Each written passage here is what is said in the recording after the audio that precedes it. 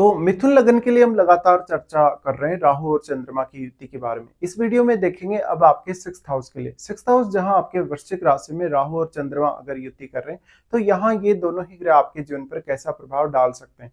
देखिए, यहाँ मंगल के घर में राहु और चंद्र की अगर युति है तो चंद्रमा यहाँ नीच की स्थिति में भी होंगे और राहु उन पर ग्रहण भी लगा रहे हैं। अब चंद्रमा आपके चार्ट में सेकंड लॉर्ड है। सेकंड लॉर्ड होते हुए अब सेकंड हाउस के लिए प्लान करना आपके लिए उतना ज्यादा आसान नहीं होने वाला। यहाँ जिस प्रकार की अपेक्षाएं आप अपने डेली रूटीन से, अपने बॉस से या अपने कलीग से रख रहे हैं, वो कभी भी आपकी पूरी नहीं होने वाली। इवन आपको आपके वर्क प्लेस पे बहुत ज्यादा स्ट्रेस और एंजाइटी का सामना करना पड़ सकता है। तो यहाँ अपने आप को आप मानसिक तौर पे उतना ज्यादा मजबूत भी नहीं देख सकेंगे। इसके साथ साथ आपके जो शत्रु होंगे या आपके कुछ ऐसे लोग जो बहुत निकटतम है वही आपके शत्रु बन जाए, या जो भी आपके शत्रु होंगे उनसे भी आप अच्छे से मुकाबला नहीं कर सकते। यहाँ अब मंगल को आपको देखना होगा। मंगल वास्तव में अगर चार्ट में बहुत ही अच्छी स्थिति में बैठे हो तो कुछ हद तक आप यहाँ सपोर्ट एक्सपेक्ट कर सकते हैं। अगर यहाँ जुपिटर जैसा ग्रह का प्रभाव हो तो वो आपके लिए बहुत ज्यादा शुभ रहेगा। पर यहाँ पे अगर सूर्य जैसे ग्रह का प्रभाव हो या अदर कोई भी प्लेनेट ऐसा जो यहाँ आपको सपोर्ट ना कर सके तो आपके लिए काफी ज्यादा मुश्किल होगा। अब इस बात से ये संभावना बनती है कि जब तक अपने कैरियर के लिए बहुत ही ज्यादा हार्डवर्क करेगा लेकिन उसको उसकी अपेक्षाओं के हिसाब से कैरियर में सेटलमेंट नहीं मिल सकेगा। इस प्रकार का जातक अक्सर अपने वर्क प्लेस को बार बार बदलता रहेगा, इवन अपने जॉब को भी। तो यहाँ सबसे पहले आपको यही देखना होगा कि आप अपने आप को कितना ज्यादा कंफर्टेबल बना पा रहे हैं काम करने को लेकर। इसके साथ साथ वास्तव में आपका रूटीन किस प्रकार का है, रूटीन को आप हैंडल कैसे करते हैं, आप कौन से समय पर कौन सा काम करते हैं और काम की प्लानिंग कैसे करते हैं। यहाँ चंद्रमा इनके साथ होते हुए आपको बहुत ज्यादा ऑब्सेस्ड करेगा राहु। ऑब्सेशन की वजह से आप हमेशा कुछ ऐसी गलतियां करेंगे या तो फिर आप अपने रूटीन वर्क में लापरवाह होंगे। इसलिए आपको बहुत ज्यादा स्ट्रेस और एंजाइटी का भी सामना करना पड़ेगा। इसका डायरेक्टली असर आपके रिश्तों पर पड़ेगा, जैसे आपके पारिवारिक जीवन पर या इवन जीवन साथी के साथ के जो संबंध है आपके उन पर भी। तो यहाँ हो सकता है जब तक अपने काम में बहुत ज्यादा समय दे रहा है, अपने वर्क प्लेस पे वो बहुत ज्यादा समय बिता रहा है, इसके बावजूद भी वो कहीं भी किसी भी तरीके से अच्छे से काम नहीं कर पा रहा और साथ में अपनी फैमिली को भी वो पर्याप्त समय नहीं दे पा रहा। ऐसा हो सकता है कि जब तक ऑब्सेशन में आके या किसी की बात को सुन के या इल्यूजन में आके वो कोई बहुत बड़ा लोन ले लेगा या किसी से वो झगड़ा कर लेगा, विवादों में फंस जाएगा। तो इस तरीके की जो दिक्कतें हैं वो आपको आती ही रहेंगी। अब राहु यहाँ आपके कैरियर पर्पज से आपको बहुत ज्यादा ऑब्सेस्ड करेगा, साथ ही साथ जब तक अपने कैरियर में बहुत तेजी से ऊंचाइयों की तरफ जाना चाहेगा हमेशा ही। लेकिन ऐसा राहु आपको शुरुआत में बहुत ज्यादा बाधाएं देगा, इवन उन बाधाओं को झेलने की क्षमता भी देगा। बस आपके चार्ट में मंगल बहुत अच्छी स्थिति में होने चाहिए। इसके साथ साथ आपका यहाँ जुपिटर जैसे प्लेनेट की अगर दृष्टि पड़ रही है सिक्स्थ हाउस पे तो वो और भी बेटर होगा।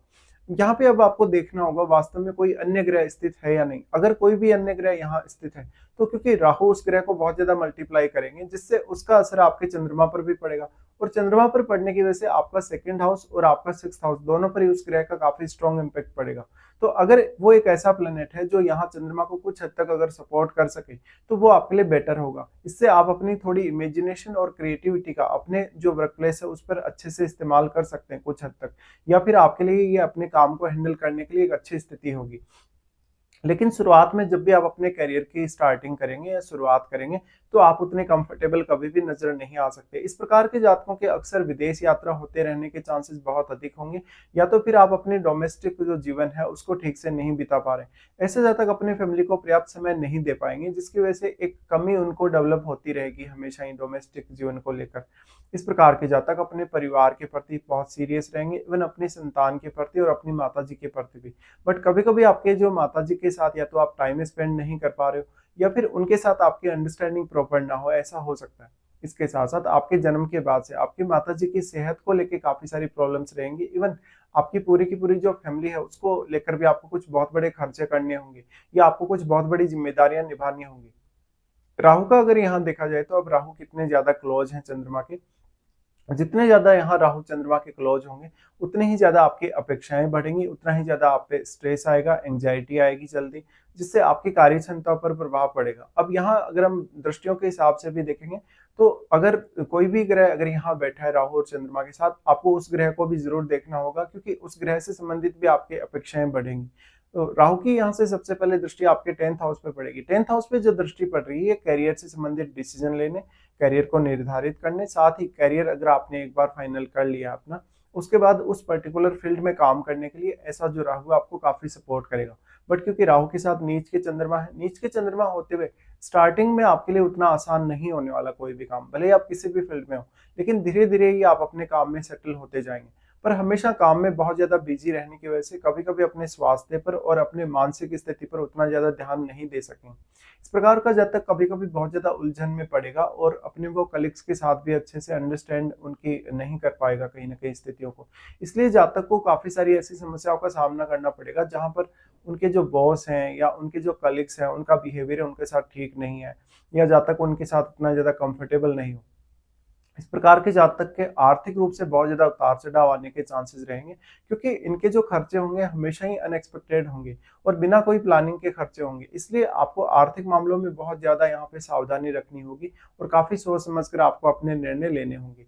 राहु और चंद्रमा दोनों की ही दृष्टि आपके 12th हाउस पे रहेगी। 12th हाउस पे जो दृष्टि रहेगी, ये ज़्यादा मेहनत करवाएगी आपसे। साथ ही यहाँ अगर सामने कोई प्लैनेट बैठा है केतु के साथ, तो वैसे भी उस प्लैनेट का जो प्रभाव है, वो राहु और चंद्रमा पर उतना अधिक नहीं होने वाला।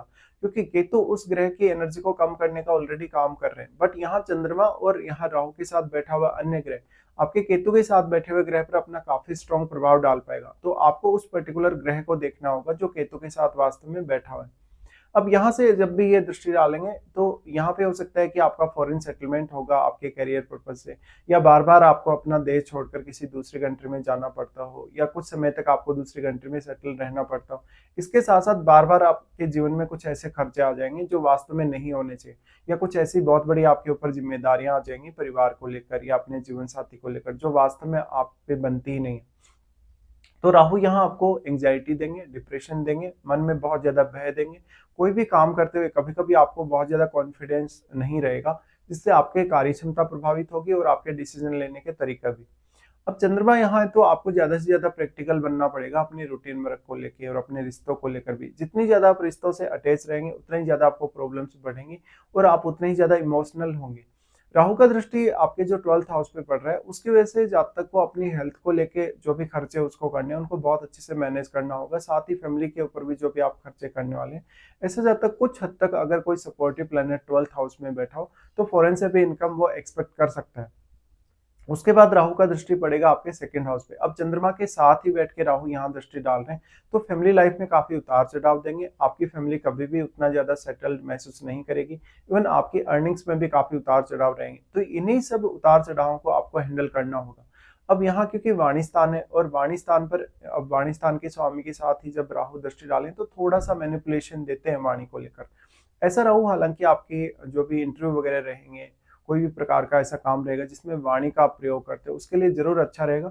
पर थोड़ा-सा ऐसा बिहेवियर देगा जहाँ पर हो सकता है आप सामने वाले पे या तो बहुत ज़्यादा हावी होने की कोशिश करेंगे, या अपनी बातों से उसको बहुत ज़्यादा प्रभावित करने की कोशिश करेंगे, या फिर आप थोड़े मैनिपुलेटिव हो सकते हैं। अब यहाँ जो सेकंड हाउस में प्लैनेट बैठा है, वो बहुत ज़्यादा आपके लिए मैटर करेगा। अगर वो एक शुभ ग्रह है, शुभ ग्रह होने के केस में वो आपको बहुत ज़्यादा सपोर्ट कर सकता है फैमिली मैटर्स में। जातक के लिए अपने फैमिली मैटर्स में डिसीजन लेना भी उतना ज़्यादा आसान नहीं होगा, जातक को इसके लिए भी काफ़ी हार्ड वर्क करना पड़ेगा और अपनी सेविंग्स के लिए भी। तो इसी तरीके के कुछ प्रभाव रहेंगे जब भी राहु और चंद्रमा का युति आपके 6th हाउस में बनेगा।